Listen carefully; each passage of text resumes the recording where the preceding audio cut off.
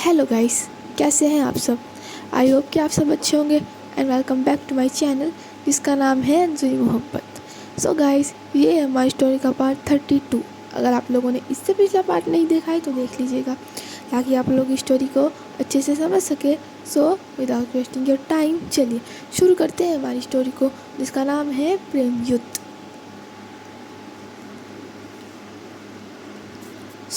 इससे पिछले पार्ट में हमने देखा था कि वृंदा रात में उठती है तो देखती है कि अंजलि की जो तबीयत है वो बहुत ज़्यादा ख़राब है। अंजलि को हाई फीवर है, जिसके बाद वो उसे ठीक करने की कोशिश करती है, उसे रब करती है, लकड़ियाँ इकट्ठा करती है, आग जलाती है। तो और फिर वो दोनों आग के पास बैठे हुए थे, उन दोनों ने एक दूसरे को हक किया हुआ था। अब देखते हैं इससे आगे। तो गाइस, अब ये दोनों अब वृंदा अंजलि के पास बैठी थी तो वो कुछ सोच रही थी कि मैं क्या करूं, कैसे करूं, ठीक कैसे करूं इनको। तो उसके दिमाग में ये सब चल रहा होता है। वो ये सब सोच ही रही थी कि वो देखती है कि जो अंजलि है उसकी तबीयत अब और भी बिगड़ने लग गई है, वो और भी ज़्यादा कांपने लग गई है। तो वो उसके पास जाती है एंड फिर से उसे रब करना शुरू करती है, उसकी बॉडी को, उसके हाथ पैर सबको। एंड उसे इस बार खुद ही हक कर लेती है कि कुछ भी करके इनको बस गर्मी दी जाए, आई मीन जैसे ताकि इनकी जो ठंड है वो दूर हो सके, क्योंकि उसे कुछ नहीं मिला था। जैसे कंबल वंबल कार में भी कुछ नहीं मिला था उसको, तो वो खुद ही ठीक करने की कोशिश कर रही थी चीज़ें। तो अंजलि को और भी मतलब आग के पास लेके जाती है एंड अपने हाथ सेकती है आग में, फिर उन्हें गर्म करके उसके जो हाथ पैर है, बॉडी है, वहाँ पे रखती है कि इसे थोड़ी गर्माहट मिले। ऐसा ट्राई कर रही थी वो। तो वो अब अपने मन में सोचती है क्या क्या करूँ मैं, इनकी तबीयत तो और भी ख़राब होती जा रही है। हे कान्हा जी, मैं क्या करूँ, कुछ तो रास्ता दिखाइए मुझे। और इधर जो अंजलि है वो बस काँप रही थी, बुखार में तड़प रही थी एंड वृंदा उसकी फिक्र में।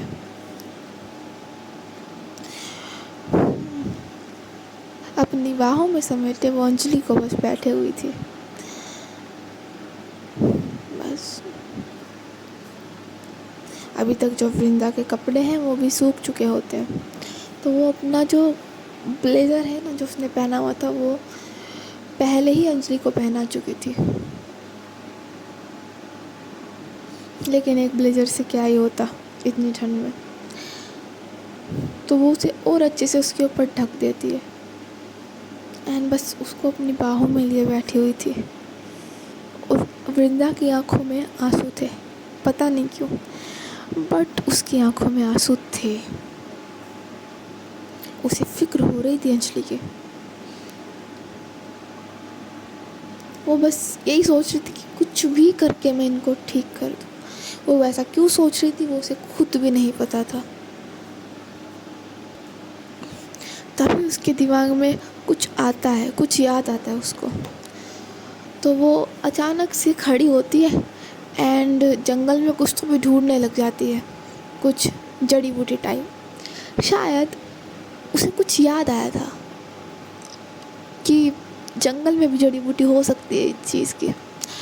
तो वो वही कुछ पत्ते वगैरह ढूंढने के लिए निकल गई एंड किस्मत से उसे वहाँ पर वो मिल भी जाता है जो उसे चाहिए था। तो वो फटाफट से जाके वो चीज़ वहाँ से लेती है एंड जाके उसको पीसती है, जो भी करती है, एंड वो बना लेती है कुछ पेस्ट टाइप। तो उसको लेके आती है एंड अंजलि को फिर से अपना सहारा देती है और वो पेस्ट जो है वो अप्लाई करना शुरू करती है अंजलि की पूरी बॉडी पे। सबसे पहले वो उसके जो हाथ है वहाँ लगाती है, फिर उसके पैरों पे भी लगा देती है, तलवों पे आई मीन। एंड फिर जो है अब वो अंजलि ने जो पहना था उसको थोड़ा साइड करती है एंड उसकी चेस्ट के एरिया पे भी वो लगा देती है ताकि उसे गर्मी मिल सके, बुखार में राहत मिल सके। एंड साथ ही साथ उसके पास ना पानी था, आई मीन कार में पानी रखा था, बट वो इतना ठंडा तो नहीं था, बट हाँ बारिश का मौसम था, ठंड थी तो ठंडा ही था। तो वो लाती है एंड उसके सर पे पट्टियाँ रखती थी, ठंडी पट्टियाँ, ताकि उसे आराम मिल सके। एंड वो काफ़ी देर तक ऐसा करती है, बट अंजलि को अभी तक कोई आराम नहीं मिला था। तो वो कहती है इतना सब करने के बाद भी इनको आराम नहीं मिला है, मैं क्या करूं। और उसकी आंखों में ना आंसू थे एंड वो कह रही होती है क्या करूं मैं, और मेरे हाथ में कुछ है भी नहीं, यहाँ पे नेटवर्क भी नहीं है कि मैं किसी को फ़ोन लगा दूं, और सुबह भी नहीं हुई है। एंड वो टाइम देखती है तो रात के अब 3 बज चुके होते हैं। तो कहती है रात के 3 बज गए, कम से कम 5-6 बजे तक तो यहाँ पे लोग आना शुरू करेंगे, तब तक इनकी तबीयत और बिगड़ गई तो मैं क्या करूँगी, ऐसा कह रही थी। और साथ ही साथ वो अब कहती है कान्हा जी अगर इनको कुछ हो गया ना तो मैं आपसे कभी बात नहीं करूँगी, मैं आपका कभी नाम लूँगी, बस इन्हें ठीक कर दो। वो ना प्रार्थना किए जा रही थी, प्रेयर किए जा रही थी उसके लिए। वो कहते ना कभी कभी दवाओं से ज़्यादा दुआएं असर करती है, तो वो वही कर रही थी। वो बस प्रेयर कर रही थी एंड अपना जो काम था वो कर रही थी, कोशिश में लगी थी कि वो ठीक हो जाए। एंड अब वो देखती है, आई मीन वो अंजलि को ही देख रही थी, बट अब जो है पूरे ध्यान से देखती है उसकी तरफ। एंड उसकी ऐसी हालत उससे देखी नहीं जा रही थी। अंजलि ना कुछ बोल रही थी, ना वो हिल रही थी, बस वो लेटी थी, वो बेहोश थी। उसकी आंखें खुल भी नहीं रही थी। तो वो उससे कहती है राधा जी क्या हुआ यार, ये प्लीज़ उठ जाइए ना, आपके बिना मेरा मन नहीं लग रहा, देखो ना, प्लीज़ ऐसा मत करो, उठ जाओ ना, प्लीज़ उठ जाओ ना। और ऐसा कहते कहते वो बहुत ज़्यादा रोने लगती है, लिटरली बहुत ज़्यादा।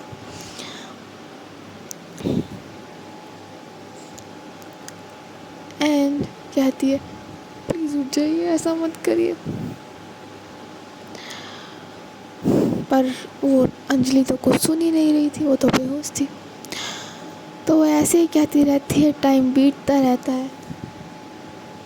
और अब जो है वो सुबह होने ही वाली थी, और अब वो देखती है कि अंजलि की जो हालत है उसमें थोड़ा सा सुधार आने लग गया है। आई मीन अब उसका कांपना जो है वो बंद हो चुका है एंड बुखार भी थोड़ा कम है। तब उसकी जान में जान आती है एंड वो कहती है थैंक गॉड कि बुखार थोड़ा कम हुआ। क्यों Kanha ji, thank you so much. सच कहते हैं, आप सच्चे दिल से मांगने वालों की ज़रूर सुनते हो, सब सही कहते हैं। थैंक यू सो मच कि आपने इन्हें ठीक कर दिया। बट अभी भी बुखार तो था ही। तो वो कहती है प्लीज़ अब जो बाकी है वो भी ठीक कर दो, पूरी तरीके से ठीक कर दो, इन्हें कुछ नहीं होना चाहिए, चाहे तो मुझे इनके हिस्से का दुख दे दो, दर्द दे दो, पर इन्हें कुछ मत करो। एंड अब जो है सुबह हो चुकी थी, आई मीन हो गई थी। एंड अब जाके वृंदा पूरी रात नहीं सोई थी, अब जाके वृंदा की थोड़ी सी नींद लगती है। और तभी जो अंजलि है उसमें हरकत होती है, I mean उसका जो हाथ है वो हिलता है एंड वो थोड़ा ऐसे करती है।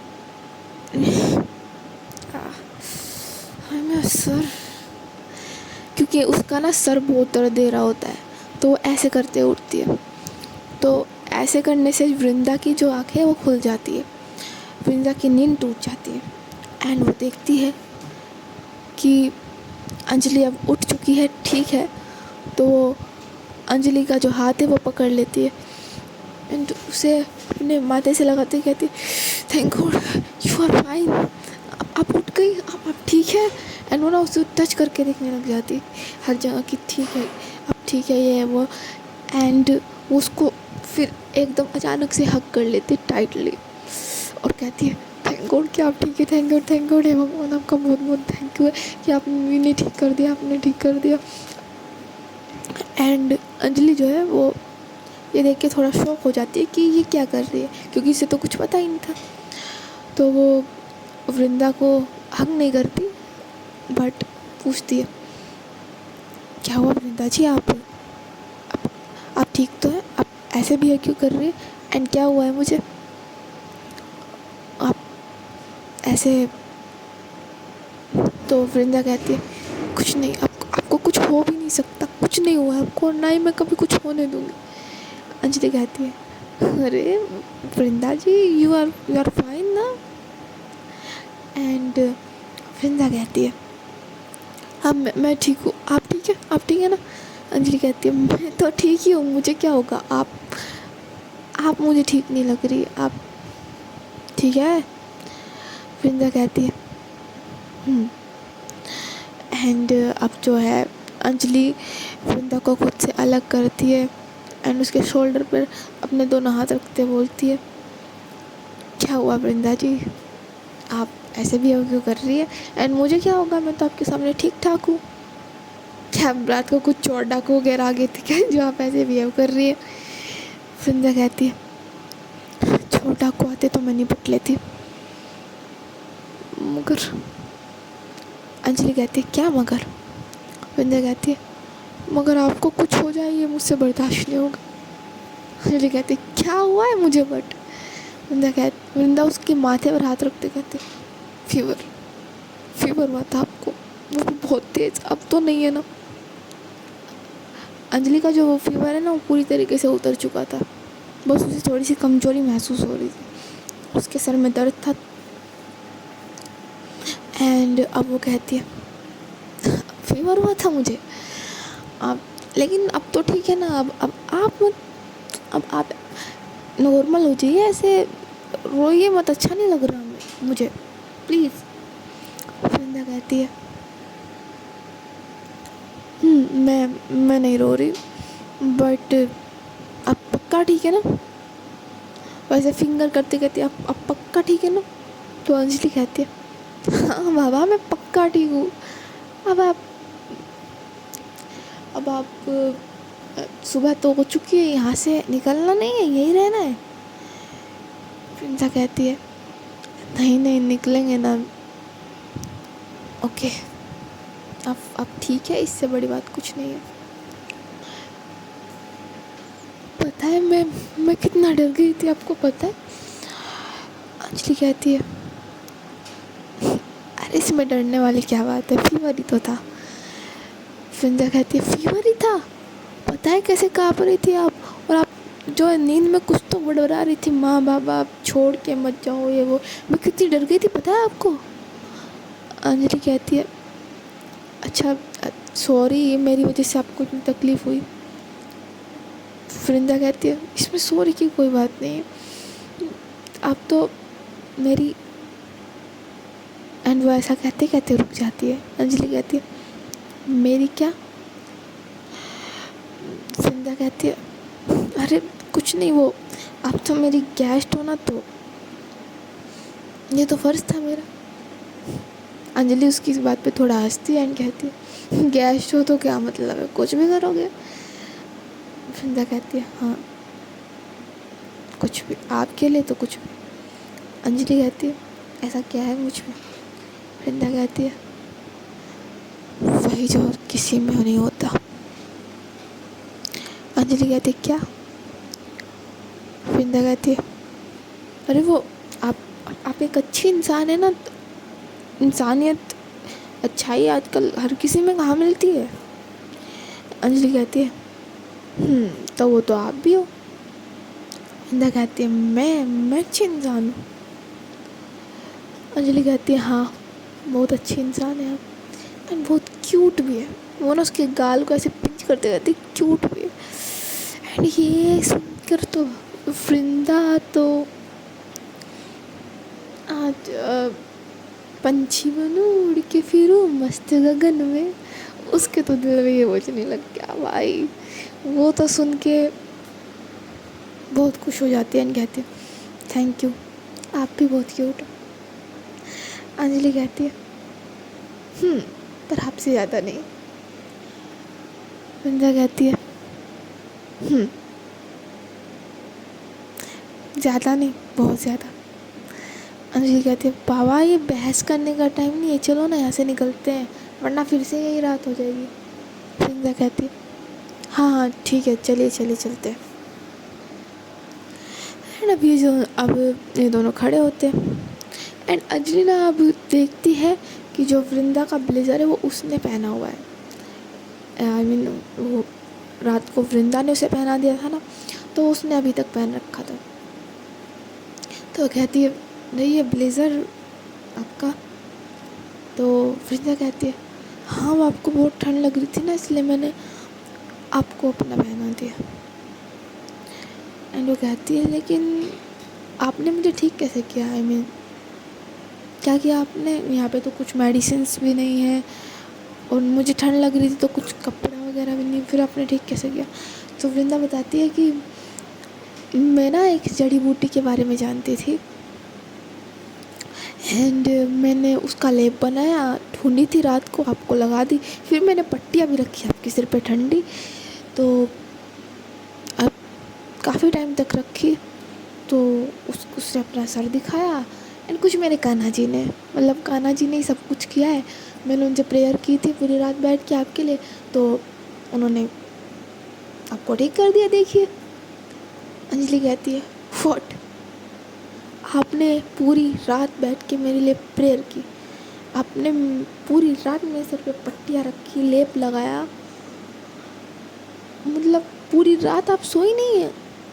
वृंदा कहती है अब ऐसा कुछ नहीं है, बीच में आँख लग गई थी। अंजलि कहती है पागल है आप, इतना कौन किसी के लिए करता है आजकल, और थैंक यू सो मच, आपने तो मेरी जान बचा ली, वरना फीवर दिमाग पे चढ़ जाता तो मैं तो गई थी। अंजलि कहती है आई मीन वृंदा उसके मुंह पे हाथ रखते कहती है आज के बाद ऐसा मत बोलना, कभी मत बोलना। अंजलि उसका हाथ हटाते हुए कहती है क्यों? वृंदा कहती है जब वो ऐसे बोलना सही नहीं रहता ना तो मत बोलिएगा, और वो ना अपनी नज़रें चुराने लग जाती है। अंजलि कहती है एंड वो आसपास नज़र दौड़ाती है तो उसे लकड़ी या मतलब जली हुई मिलती है, तो कहती है तो ये आग भी आप ही ने जलाई थी रात? वृंदा कहती है आपने लकड़ी इकट्ठी की थी? वृंदा कहती है हाँ। अंजलि कहती है काफ़ी टैलेंटेड है आप वैसे। वृंदा कहती है वृंदा ना अपने गर्दन के पीछे हाथ रखते कहती है जैसे रखते हैं ना,